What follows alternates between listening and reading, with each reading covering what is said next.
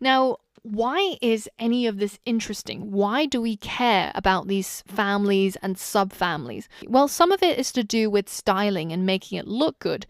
For example, if you're creating something that is meant to be conservative, you don't want to use something like a modern typeface. So having that knowledge is important. But more importantly, it's about readability. So there was a study conducted by MIT a few years back where they looked at the difference between a car dashboard that was created in a grotesque typeface versus a car dashboard that had a humanist typeface. And then they looked at how long the drivers needed to look at their dashboard at any given time. And they found an 11% reduction in the amount of time that the drivers needed to look down at that dashboard in order to gauge the information they needed when they used a humanist instead of a grotesque.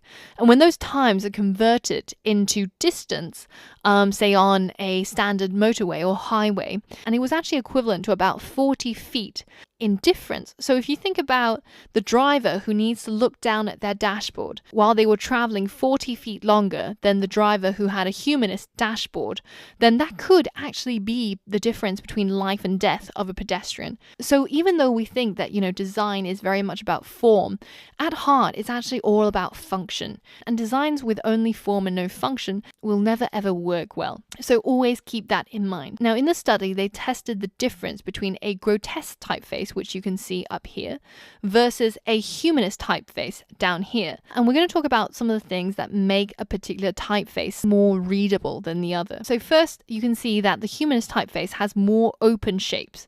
So if you look at the C, the size of the opening is slightly larger than the C in the grotesque typeface.